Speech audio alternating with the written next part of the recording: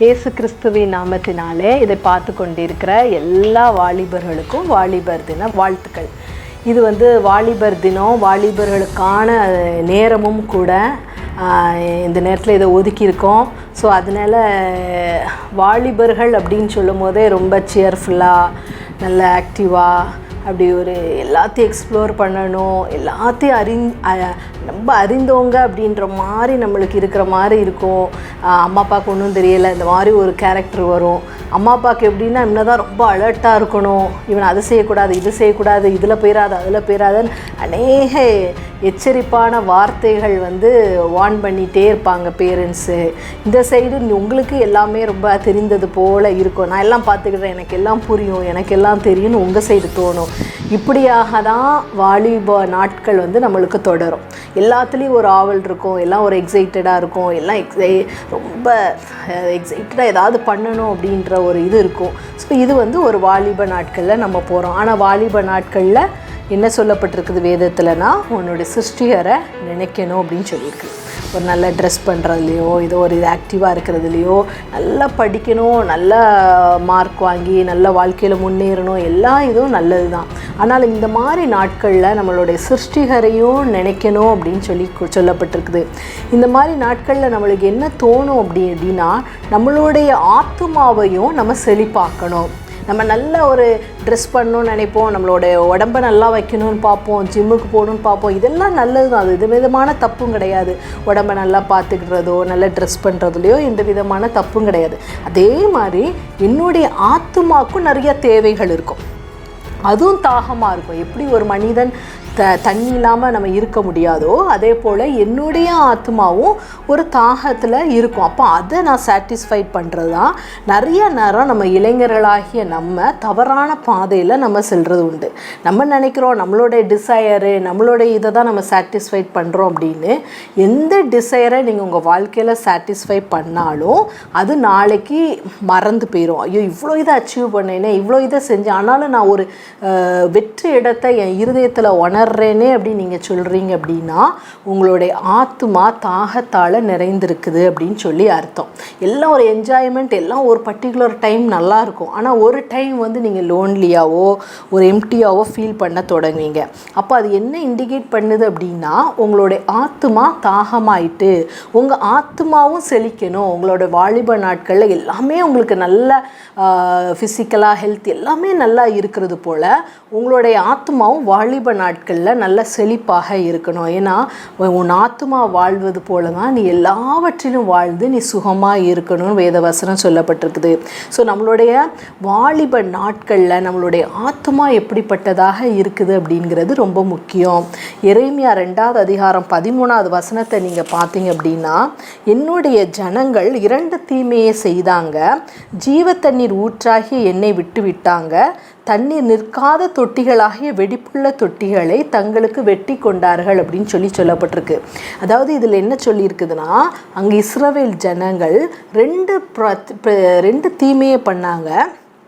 ஒன்று, ஜீவ தண்ணீர் ஊற்றாகிய எண்ணெய். நம்மளுக்கு நல்லா தெரியும் ஜீவ தண்ணீர் யார் அப்படின்னா இயேசு கிறிஸ்து. அந்த ஊற்றா என்ன பண்ணிட்டீங்க, நீங்கள் விட்டுட்டீங்க. அதற்கு பிறகு நீங்களே ஒரு தொட்டி என்ன பண்ணிட்டீங்க, க்ரியேட் பண்ணியிருக்கிறீங்க. அந்த தொட்டி வெடிப்புள்ளதாக இருக்குது. உங்களுக்கு நல்லா யோசித்து பாருங்கள், ஒரு வெடிப்புள்ள தொட்டியோ அல்லது ஒரு வாளியோ ஓட்டையாக இருந்துச்சுன்னா நீங்கள் அதில் என்ன பண்ண முடியாது, தண்ணி பிடிக்க முடியாது. அது வந்தாலும் அது கொஞ்சம் நல்லா போயிடும். அந்த காலத்தில் இந்த தொட்டி எதற்கு உருவாக்கினா, மழை தண்ணியை அதை பிடித்திருக்கிறதுக்காக அதை உருவாக்குவாங்க. அப்போது அந்த தொட்டியில் இருக்கிற தண்ணி வெடிப்பாக இருந்துச்சுன்னா அது கொஞ்சம் கொஞ்சமாக என்ன பண்ணிடும், அந்த தண்ணி கரைஞ்சிக்கிட்டே போகும். அது மட்டும் கிடையாது, அது ரொம்ப நாள் அந்த தண்ணி தேங்கி இருந்தாலும் அது அழுக்காகவும் கெட்டுப்போன ஒரு நல்ல ஒரு ஃப்ரெஷ் தண்ணியாகவும் இருக்காது. ஆனால் ஊற்றுங்கிறது கம்ப்ளீட்டாக வேறு. அது ஆற்றுலேருந்து நல்ல ஒரு ஃப்ரெஷ்ஷாக, எப்போவுமே அதுக்கு ஃப்ரெஷ்ஷாக பியூராக ஒரு சுத்தமான தண்ணியாக அந்த ஊற்று இருக்கும். ஆனால் இந்த தொட்டியில் உள்ள தண்ணி ரொம்ப நாள் ஆயிடுச்சுன்னா அது ஒரு பழைய தண்ணியாகவும், அதை குடிக்கும் போது நம்மளுக்கு அது தூசி எல்லாமே பட்டு இருக்கிறதாகவும் இருக்கும். சில நேரங்களில் நம்ம தண்ணி வேணும் நம்ம போகும்போது அது என்னதான் இருக்குது, அது காலியாக இருக்குது, எல்லாம் ஊற்றுனா அது போய்கிட்டே இருக்கும். ஸோ இதே போல தான் உலக பிரகாரமான ஆசைகளாக இருக்கட்டும், நீங்கள் உலகப்பிரகாரமாக எடுக்கிற பிரயாசங்களாக இருக்கட்டும், எல்லாம் ஒரு நாள் நாள் அப்படியே கரைந்து போயிட்டே தான் இருக்கும்.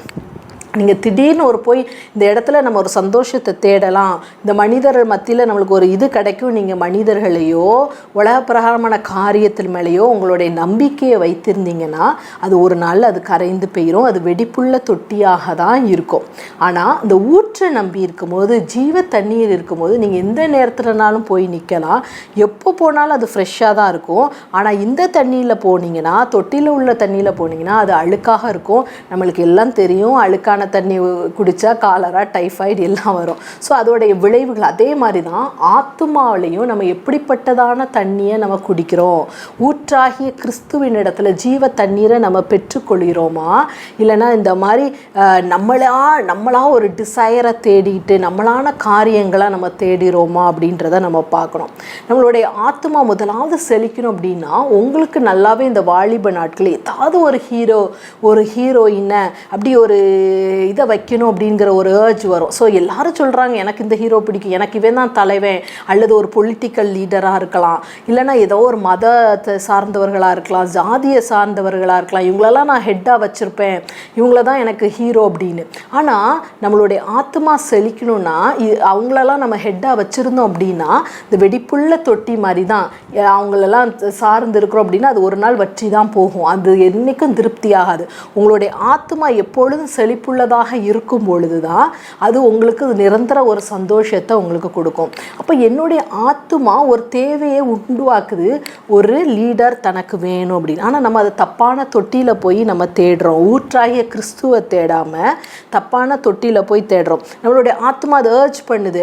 அதனால தான் நிறைய நேரம் இவன் எனக்கு ஹீரோ, இவன் என்னோட ஃபேவரேட்டு, இவர் என்னுடைய இது, அப்படி இப்படி நம்ம சொல்கிறோம். பட் உங்களுக்கு ஒரே ஹீரோ யார் அப்படின்னா, இயேசு கிறிஸ்துவை நீங்கள் நம்பி இருக்கும் போது அவர் தான் உங்களுக்கு ஒரு லீடராக உங்கள் லைஃப்பில் இருக்கும்போது எந்த குறைவையும் நீங்கள் காண மாட்டீங்க.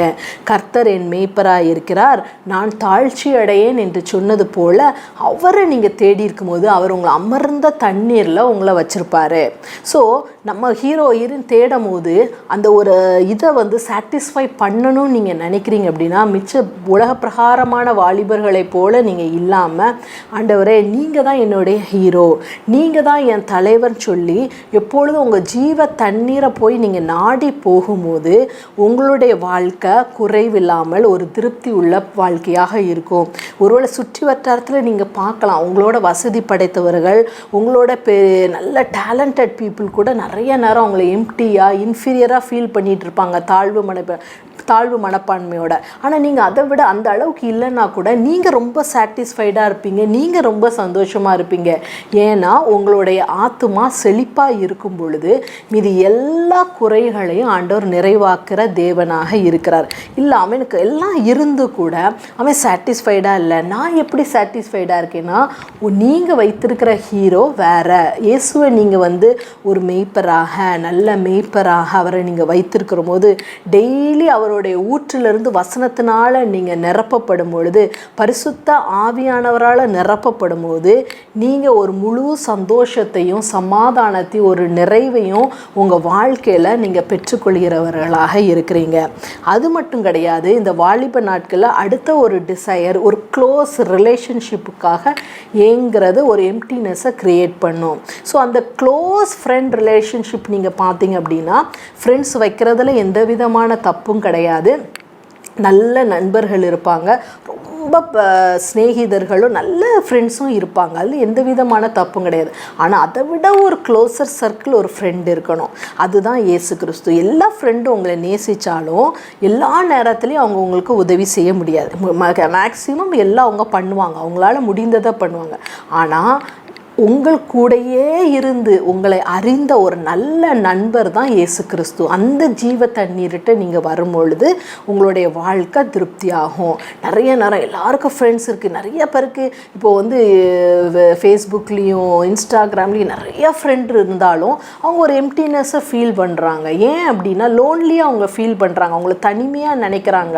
ஏன் அப்படின்னா, அந்த இதில் ஆண்டவர் இல்லாததுனால அந்த ஃப்ரெண்டில் ஆண்டவர் இல்லாததுனால அவங்க என்ன பண்ணுறாங்க, அந்த ஒரு வெற்றி இடத்தை அவங்க நினைக்கிறாங்க. அப்போது இயேசு கிறிஸ்து அந்த இடத்துல உங்களை நண்பராக இருக்க விரும்புகிறார். நண்பர்கள் தான் நான் நினைக்கிறேன் அப்படின்னு நான் யோவானில் சொல்கிறத பார்க்குறோம். அதனால தான் எல்லாம் உங்கள்கிட்ட அவர் உங்கள் எல்லார்ட்டையும் ஷேர் பண்ண விரும்புகிறாரு. அவருடைய காரியங்கள் எல்லாம் உங்கள்கிட்ட சொல்லணும்னு அவர் விரும்புகிறாரு. ஆனால் நம்ம அவரை ஃப்ரெண்டாக ஒரு நாள் ஒரு நல்ல நண்பராக ஏற்றுக்கொள்கிறோமா? அப்போ அந்த ஜீவ தண்ணீர்கிட்ட போகும்போது அவர் உங்கள்கிட்ட ஒரு நல்ல நண்பராக உங்களோட பேசி உங்களோட உறவாடுறதுக்கு விரும்புகிற ஒரு தேவன். அப்படி நீங்கள் இருக்கும்போது உங்களுடைய ஆத்துமா செழிக்கும். அப்போ நீங்கள் எப்படிப்பட்ட ஒரு சூழ்நிலைகள் மத்தியில் நீங்கள் போனாலும் நீங்கள் தனிமையாக உணரவே மாட்டீங்க. அதனால தான் அன்றைக்கி இயேசு கிறிஸ்துவை எல்லாரும் விட்டு போனாலும் நான் தனிமையாக இல்லை அப்படின்பாரு. ஏன்னா பிதா என்னோட இருக்கிறாரு. நம்ம எல்லா சிச்சுவேஷன்லையும் எல்லா கேங்கோட நம்ம இருப்போம்னு சொல்ல முடியாது. சில நேரங்களில் நம்ம தனியாக இருக்கிற சூழ்நிலைகள்லையும் நம்ம கடந்து போவோம். அப்படிப்பட்ட நேரங்களில் நீங்கள் ஆத்தும நேசராகி இயேசு கிறிஸ்துவை உங்கள் நண்பராக நீங்கள் வைத்திருக்கும் போது எந்த சூழ்நிலையிலையும் நீங்கள் தனியாகவே நீங்கள் இருக்கவே மாட்டீங்க. அப்போது அந்த ஜீவ தண்ணீர்கிட்ட ஆண்டவரே உம்மிடத்தில் நான் நண்பராக இருக்கணும், நீங்கள் என்னெல்லாம் நண்பர்கிட்ட சொல்கிறீங்களோ அதே போல் இயேசு கிறிஸ்துவோட ஒரு நல்ல உறவில் நீங்கள் இருந்திருந்தீங்க அப்படின்னா உங்களுக்கு ஒரு எப்பொழுதுமே ஒரு திருப்தி உள்ள வாழ்க்கை, எப்போவுமே நீங்கள் லோன்லியாகவே ஒரு தனிமையாகவே நீங்கள் உங்களை ஃபீல் பண்ணாமல் நீங்கள் இருப்பீங்க. தனிமையாக ஃபீல் பண்ணலனாலே நம்ம எல்லார்ட்டையும் நல்லா ஃப்ரெண்ட்ஷிப்பாக நல்லாவே நம்ம இருப்போம். நம்மளுடைய வாலிப நாட்டில் என்ஜாய் பண்ணக்கூடாதுன்னு சொல்ல வரல, என்ஜாய் பண்ணலாம். ஆனால் சரியான முறையில் நம்ம அதை என்ஜாய் பண்ணோன்னா ஃபுல்லாகவே நல்லாவே நம்மளுடைய வாலிப நாட்களில் நம்ம இருக்கலாம். அது மட்டும் கிடையாது, தாவீதும் யோனத்தானும் நல்ல நண்பர்களாக இருந்தாலும் தாவீதுக்கு மிகவும் நெருங்கிய நண்பர் அவர் ஜோனத்தான் ஒரு நல்ல நண்பர் தான். ஆனாலும் இன்னும் நெருக்கத்தில் இருந்தது தாவீது ஆண்டவரோட இருந்தார். அதே போல் தான் நண்பர்கள் இருக்கலாம், நல்ல நண்பர்கள் தான் என்னுடைய நண்பர்கள்னு சொல்லலாம், நிறைய நண்பர்கள் இருக்கலாம். ஆனாலும் அதை விட ஒரு நெருங்கிய நண்பர் உங்களிடத்துல இந்த வாலிப நாட்களில் இருக்கணும். அது இயேசு கிறிஸ்து உங்களோட இருக்கிறவராக இருக்கணும். ஸோ அப்படிப்பட்டதான ஒரு உறவை நீங்கள் ஆண்டவரோட இந்த வாலிப நாட்களில் நீங்கள் வச்சுக்கணும். அடுத்தது பார்த்தீங்கன்னா, இப்போ பிசாசு கொண்டு வர்ற ஒரு பெரிய காரியம் உங்களுடைய மைண்டை அவன் கண்ட்ரோல் பண்ணுறதுக்கு எடுக்கிற அவனுடைய பிரயாசங்கள் எல்லாம் நம்ம பார்க்குறோம். எல்லாத்தையுமே இன்ஸ்டண்ட்டாக செய்கிற மாதிரி, எல்லா நாட்களுக்கு முன்னாடி எல்லாம் நம்மளுக்கு கிடைக்கணும், எல்லாம் உடனே நம்மளுக்கு செய்யணும், உடனே நம்மளுக்கு பண்ணணும், எல்லாமே ஃபாஸ்ட்டாக இருக்கணும். இது எல்லாமே அவனுடைய பின்னாடி இருக்கு. ஏன்னா அவன் உங்களுடைய மைண்டை அவன் அடிமைப்படுத்திட்டான் அப்படின்னா அவன் மீது எல்லா விஷயத்துலையும் அவன் விளாண்டுடலாம் அப்படிங்கிறத பார்க்குறோம். அதனால் நம்ம முதலாவது நம்ம மைண்டை ஆண்டவரை முழு இருதயத்தோடும் இல்லை முழு மனதோடும் அவரை என்ன பண்ணணும், சேவிக்கிறவர்களாக இருக்கணும். அந்த ஜீவ தண்ணீர் இடத்துல முதலாவது நம்மளுடைய மைண்டை, இப்போ நிறையா வாலிப பிள்ளைகள் மன அழுத்தத்தினாலும் டிப்ரெஷன்னாலேயும் இந்த மாதிரி ஏதாவது ஒரு விதத்தில் தங்களை அடிமைப்படுத்தினவர்களாகவும், ஒரு கேமாக இருக்கலாம், ட்ரக்காக இருக்கலாம், ஏதோ சிகரெட்டாக இருக்கலாம், ட்ரிங்கிங்காக இருக்கலாம், ஏதாவது ஒரு விதத்தில் தங்களுடைய இதை அடிமைப்படுத்தி கொண்டு தங்களுடைய ஆத்மாவையும் தங்களுடைய மனதையும் கெடுத்தவர்களாக இருக்கிறாங்க. நான் அது எந்த சோஷியல் மீடியாலையும் நம்ம ஒரு அவேர்னஸோடு ஹேண்டில் பண்ணணும். இந்த காலத்தில் நீங்கள் செல்லை யூஸ் பண்ணாதீங்கன்னு சொல்ல முடியாது, ஆனால் அதை யூஸ் பண்ணுறதுல தப்பு இல்லை. ஆனால் அதில் நல்ல விஷயங்களும் நம்மளுக்கு இருக்குது. அதை செய்யும் போது நாணத்தோட ஒரு அவேர்னஸோடு செய்யணும். இப்போ கேன்சர் நோயின்னு சொன்னாங்கன்னா அதுக்கு ஒரு அவேர்னஸ் கொடுக்குறாங்க. இந்த மாதிரி சிம்டம் இருந்துச்சுன்னா இந்த மாதிரி வாங்க அப்படின்னா அதை சீக்கிரமாக சரி பண்ணலாம்.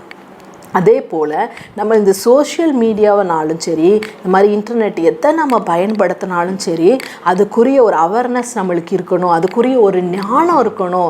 அதை எப்படி நம்ம ஹேண்டில் பண்ணணும், அதை எந்த விதத்தில் எந்த நேரத்தில் நம்ம ஹேண்டில் பண்ணணும், எப்படி டிஸ்டன்ஸ் கீப்பப் பண்ணணும். யாரோ ஒருத்தர் லைக் பண்ணிட்டாங்கன்னா உடனே நம்ம நம்பிடக்கூடாது. என்னைய தான் பேர் அழகி நினச்சிட்டு என்னை லைக் பண்ணுறாங்க, நீங்களே உங்களை நினச்சிக்கிடக்கூடாது. சும்மா கூட நினச்சிருக்கலாம், சும்மா கூட நம்ம ஏமாந்துடக்கூடாது.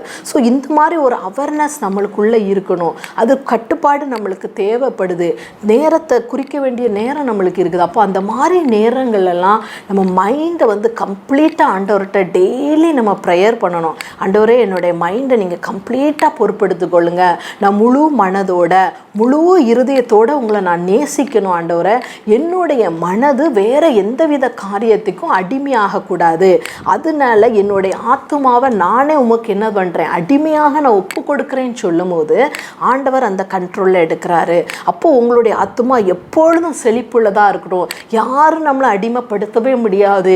எந்த விதமான சூழ்நிலையும் நம்மளை அடிமைப்படுத்தவே முடியாது. வாலிபர்கள் இப்போ அதிகமாக பேசுகிறது ஃப்ரீடம் ஃப்ரீடம், எல்லாத்துலேயும் எங்களுக்கு இண்டிபெண்ட்டுன்னு பேசுகிறாங்க. ஆனால் மிகவும் பரிதாபம், எல்லாத்துக்கும் அவங்க அடிமையாக இருக்காங்க. சோஷியல் ஸ்டேட்டஸில் அடிமையாக தங்களை படுத்திக்கிடுறாங்க. சோஷியல் மீடியாவில் அவங்கள அடிமையாக, ஒரு லைக்குக்காக அவங்கள அடிமையாக ஆக்கிக்கிடுறாங்க. இப்படி ஃப்ரீடம்னு நல்லா பேசுகிற வாலிபர்கள் தான் அவங்கள அறியாமே பிசாசு அவங்கள அடிமைப்படுத்தி கொண்டு இருக்கிறான் அப்படிங்கிறத தெரியலை. இண்டிபெண்ட்டாக இருக்கிறோன்னு நினைக்கிறாங்க. ஆனால் அவங்க மிகவும் ஒரு ஸ்லேவாக அவங்களுடைய வாழ்க்கையை வச்சுருக்கிறாங்க. ஏமாந்துடக்கூடாது வாலிபர்களே. நம்மளை ஆண்டவர் அழைத்தது, நம்மளை இந்த உலகத்தில் வைக்கிறது ஒரு வெளிச்சமாக நம்மளை வச்சிருக்கிறாரு.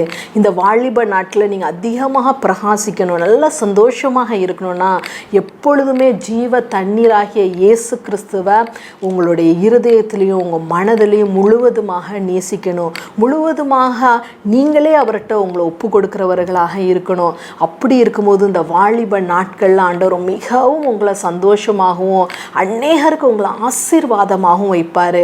அது மட்டும் இல்லை, வர காலங்களில் தேசங்களுக்கு நீங்கள் ஆசீர்வாதமான பிள்ளைகளாக நீங்கள் இருப்பீங்க.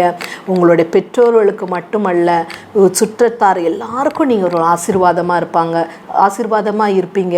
சந்தோஷங்கிறத தான் இப்போ தேடுறதுக்கு அதிகமாக தோணும். எதெல்லாம் நம்மளுக்கு சந்தோஷப்படுத்துதுங்கிறது, நல்லா சந்தோஷப்படுத்துகிற ஒரே காரியம்லாம் எல்லாமே வெட்டப்பட்ட தொட்டி தான். எல்லா சந்தோஷமும் ஒரு நாளில் அப்படியே எப்படி ஓட்ட போட்ட அந்த தொட்டியில் எல்லாம் போயிருமோ அதே போல் உலக பிரகாரமான எல்லா சந்தோஷமும் கொஞ்ச நாளில் கரைஞ்சி போயிடும். ஆனால் ஜீவ ஊற்றில் ஒவ்வொரு நாளும் நீங்கள் போகும்போது அது உங்களுடைய ஆத்மாவை எப்போவும் ரிஃப்ரெஷ் பண்ணி எப்போவும் செழிப்பாக இருக்கும். உங்கள் ஆத்மா செழிப்பாக இருக்கும்போது நீங்கள் எல்லா இடத்துலையும் நீங்கள் சுகமுள்ளவர்களாக இருப்பீங்க. தேவன் தாமே இந்த வார்த்தைகளை ஆசீர்வதிப்பாராக. ஆமென். இப்போ ஜெபம் பண்ணி முடிப்போம். அன்பும் இரக்கமுள்ள தகப்பனே, இதை பார்த்து கொண்டிருக்கிற ஒவ்வொரு வாலிப பிள்ளைகளையும் தகப்பனே நம்முடைய கரத்தில் கொடுக்குறோம். ஆவியானவர் தாமே இவர்களோடு பேசுங்கப்பா. நீங்கள் அவர்களோட ஆண்டவரை அவங்க வாழ்க்கையில் எத்தனையோ பிள்ளைகள் ஆண்டவரை இந்த மாதிரி தற்கொலை எண்ணத்துலேயும் ஆண்டவரை இந்த மாதிரி ஒரு வேதனையிலையும் இல்லைன்னா ஏதாவது ஒரு பிரச்சனையில் மாட்டிக்கொண்டு ஆண்டவரை என்னை மன்னிப்பாரா என்று சொல்லி கொண்டு இருக்கிறாங்க ஏசப்பா. ஆனால் நீங்கள் சொல்கிறீங்க அந்த பிள்ளைகளை நீர் அதிகமாக நீங்கள் நேசிக்கிறீங்க. அவங்க பாவத்தை நீர் மன்னித்து அவர்களுடைய பிள்ளைகளாக நீர் ஏற்றுக்கொள்றதுக்கு இன்னும் அவளாக இருக்கிறீங்கன்னு என்று சொல்கிறீங்க ஏசப்பா. அப்படிப்பட்டதான பிள்ளைகளுக்கு இப்பொழுதே ஒரு சந்தோஷத்தையும் சமாதானத்தையும் கொடுங்க ஆண்டவரே. இந்த காலத்து பிள்ளைகளுக்கு நல்ல ஒரு ஞானத்தை கொடுங்க. இந்த உலகத்தில் அவங்க எப்படி நடக்கணும், எந்த பாதையில் செல்லணுங்கிற ஒரு ஞானத்தை அதிகமாக ஆண்டவரை இந்நாட்களில் வாலிப பிள்ளைகளுக்கு ஆண்டவரை நீ தரும்படியாக உண்மை கெஞ்சி கேட்டுக்கிறேனப்பா. இந்த பிள்ளைகள் போகும்போதும் வரும்போதும் படிக்கும் போதும் ஆண்டவரை உங்களோட பிரசனம் இருக்கட்டும். அநேகருக்கு ஆசீர்வாதமாக மாற்றுங்க. காலேஜ்லனாலும் சரி, ஸ்கூல்லனாலும் சரி, ஆண்டவரை வேலை பார்க்குற இடமா இருந்தாலும் சரி, ஆண்டவரை பாவ இதில் விழுந்து விடாதபடி அந்த பிள்ளைகள் தங்களுடைய மனதை ஆண்டவரை எந்த விதத்திலும் கெடுத்து விடாதபடி அந்த பிள்ளைகளை பாவத்தை மேற்கொள்ள வேண்டிய பலனப்பா அந்த பிள்ளைகளுக்கு நீர் தரும்படியாக உண்மை கெஞ்சி கேட்டுக்கிறேன். எப்பொழுதும் தங்களுடைய ஆத்மாவை செழிப்புள்ளவர்களாக வைத்து கொள்றதற்கு நீங்கள் உதவி செய்யுங்க. எல்லாரையும் உடைய கரத்தில் ஒப்பு கொடுக்குறேன். துதி கன மகிமை எல்லாம் உமக்கே செலுத்துகிறோம். இயேசு கிறிஸ்துவின் மூலம் மனத்தாழ்மையுடன் கெஞ்சி கேட்டுக்கொள்கிற எங்கள் ஜீவனுள்ள தகப்பனே. ஆமீன்.